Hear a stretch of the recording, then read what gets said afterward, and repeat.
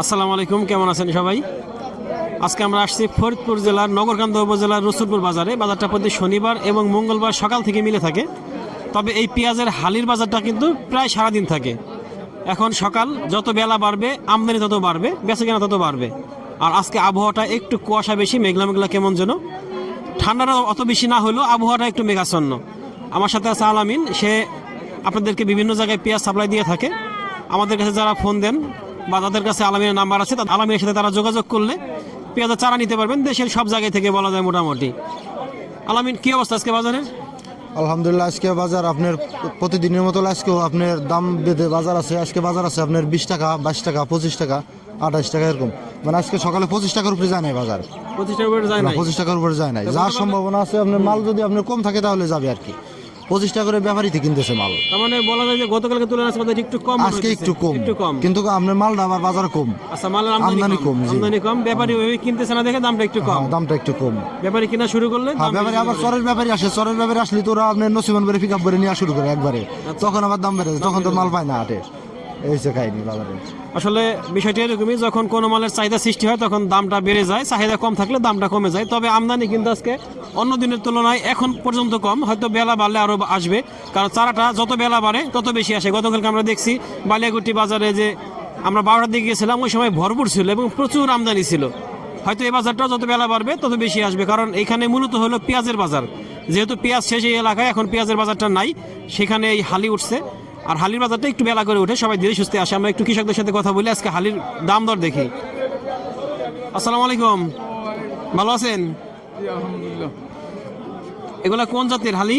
এটা হলো king king king জাতের।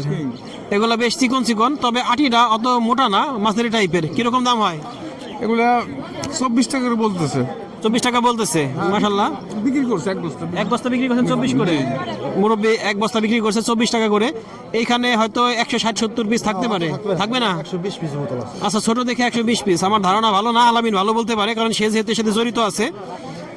এদিকে আরো দেখতেছি এগুলো বেশ ভালোই, তবে আটি কিন্তু একটু আজকে ছোট ছোট দেখতেছি সবারই। আজকে আটিগুলো ছোট ছোট। এগুলো কোন জাতের? এটা রানিওয়ান। রানিওয়ান জাতের।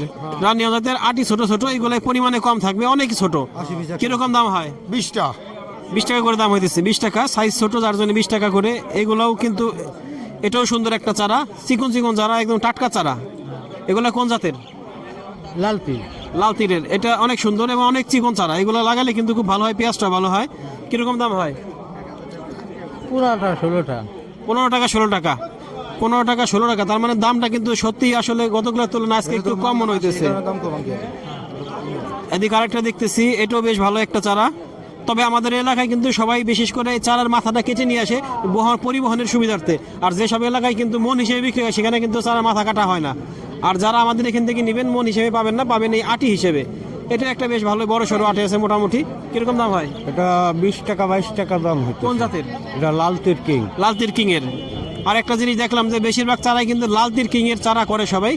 আর কম আছে অন্য আছে, রানিওয়ান বলেন, সুলতান বলেন, এগুলো অন্য হাইব্রিড আছে, সম্রাটও আছে, কিন্তু লাল তীরটা বেশি থাকে। এটা অনেক সুন্দর, এখানে লোক নাই, তবে এটা অনেক সুন্দর একটা চারা। এটা আপনার? আচ্ছা, এটাও লাল তীর। এটা কিরকম দাম হয়? এটা 22 টাকা 23 টাকা দাম হইতেছে। 22 টাকা 23 টাকা দাম বলতেছে। এটাও 22 টাকা 23 টাকা দাম বলতেছে। এখানে আরো চারা দেখতেছি। আসলে চারা আছে মোটামুটি, খারাপ না, সবার কাছে আছে, টুকটুক করে নিয়ে আসছে সবাই কৃষক ভাইয়েরা। বাজারে আস্তে আস্তে আসা শুরু হয়েছে। ভাই ভালো আছেন? এগুলা কোন জাতের চারা? রানিওয়ান। রানিওয়ান। আপনি কি রানিওয়ানই করছেন? গতকালকে কি দেখছিলাম নাকি রসুলপুরে আপনারে? গতকালকে রসুলপুর দেখছিলাম? না না না দেখি নাই না? গত আটে বলতেছে, গত বালিয়াকুটি গেছিলেন গতকালকে? জান নাই না? আপনার মতো মনে হইতেছে একজন। বাইরে এই চারাটা অনেক সুন্দর, দেখেন মোটাটাও মোটা। এই আটিটা কত মোটা, সুন্দর চারা। কিরকম দাম হয়? এটা 25 টাকা 22 টাকা 20 টাকা কমান। সর্বোচ্চ 25 টাকা দাম হয়েছে, সর্বোচ্চ 25। সুন্দর একটা চারা, এটাও একটা বেশ ভালো চারা। এগুলা কোন জাতের? হাইব্রিড। হাইব্রিড জাতের। কিরকম দাম হয়? 25 টাকা 20 টাকা। 25 টাকা 20 টাকা। এই এক আটিতে কয় পিস থাকতে পারে চারা? 150 এন্ড বলার কাছে আছে। বড় টাকা নাই, আনুমানিক মানে 30 মুঠা এক কাটা বই হবে আপনি। ঠিক আছে? 30 মুঠায় এক কাটা বই হবে। এক কাটা বই হবে। এক কাটা বই হবে। কতটা থাকতে পারে? আপনার এই আটি চারা আছে আপনার 140 থেকে 160 পিস। 40 থেকে 60। এক কাঠা আছে হলো আপনার হলো 2.5% একটু বেশি প্লাস, তাহলে তো আপনার মনে করেন শতাংশে লাগে 17 মুঠা 16 মুঠা, চারার উপরে ডিপেন্ড করে। আর হচ্ছে আপনার যদি কাঠার হিসেব করেন তাহলে আপনি 30 মুঠাও লাগতে পারে এক কাঠায়, 35 মুঠাও লাগতে পারে, 40 মুঠাও লাগতে লাগতে পারে, পারে। ওটা চারার উপরে ডিপেন্ড করে। চারা চিকন হলে চিকন মোটার আর যদি কারণে। আটি মোটা হয় 8 মুঠা হয়। সেক্ষেত্রে কম লাগে। আপনি এই সেম সারাটা ঠিক আছে, হ্যাঁ। এই সারাটা এই সারাটা মানে এটা যদি লাগে 40 মুঠা, এটা লাগবে 30 মুঠা। আচ্ছা, চারা চিকন হওয়ার জন্য পরিমাণে কম লাগবে, পরিমাণে কম লাগবে। মোটা হওয়ার জন্য পরিমাণে বেশি লাগবে, পরিমাণে বেশি লাগবে। আসলে আমরা অনেক কিছু জানি না, আস্তে আস্তে সবার কাছে গিয়ে শিখছি। আসলে শিক্ষার কোনো শেষ নাই। আর যারা চারা নিতে চান তারা এইগুলো হিসাব করেই নেবেন। 2500 টাকা থেকে শুরু করে 38,000 টাকা 40,000 টাকা কেজি দানা আছে, ঠিক আছে, ভালো মন্দ আছে। মানে একটা ধরেন আপনার 8 মনের হবে, আবার কিছু আছে আপনার 5 মনের হবে না। অবশ্যই। এখানে একটা দিতেছি, এটাও বেশ ভালো একটা চারা। ভাই এগুলো কোন জাতের চারা? Hybrid hybrid. কিরকম দাম হয়? 25-24 এরকম। 25-24 হয়। এটাও বেশ, আটিটা অনেক মোটা। অনেক চারা আছে চিকন চিকন চারা, অনেক সুন্দর একটা চারা। এটা 30 মোটা লাগবে, 30 মোটা লাগবে। ভাই বলতেছে যে এই চারা দিয়ে কেউ যদি করতে চায় সেক্ষেত্রে এক কাঠায় 30 মোটায় হয়ে যাবে। অনেক এক কাঠা 2.5 শতাংশ কাঠা, এক কাঠায় 30 মোটা লাগবে। স্বাস্থ্য ভাই অনেক ক্ষেত করে, ওর কাছে এসে ভালো পরামর্শ দিবেন। আচ্ছা, এখানে সে বলতেছে, আলামিন বলতেছে এ একজন বড় কৃষক এবং অনেক ক্ষেত করে। আসলে চারাটা কোন ধরনের চারা নিলে ভালো হয়? চিকন চারা না মোটা চারা? ওই মোটা চারা আর কি, ওই জমিটা আগাই কম, সেকেন্ডায় আবার জমির পরিমাণ বেশি, যেহেতু দাম বেশি চারার, সেক্ষেত্রে যদি ওই মোটাটা একটু বড় হয় আর চিকন হয় তাহলে পরে ওই 30 মোটাই হয়ে যায়। আর যদি এই মোটা হয়, যদি এই ধরনের হয় তাহলে এটা সেক্ষেত্রে 40 মোটা করে লাগবে। আসলে পেঁয়াজ হওয়ার ক্ষেত্রে কি চিকনটা ভালো না মোটাটা ভালো? ওই মিডিয়ামটা ভালো, মিডিয়ামটা ভালো। একবারে চিকনটা ভালো না, মোটাটা হলে বুড়া হয়ে যায়, ঠিক আছে। হ্যাঁ, আর ওই দু একটা আছে যেরকম এই যে এই চারাগুলা, ঠিক আছে, ওই মাঝারিগুলো এলো ফেস ভালো হয়, যেটার তরে গোটা হয়ে গেছে ওইটা ফেস ভালো হয় না।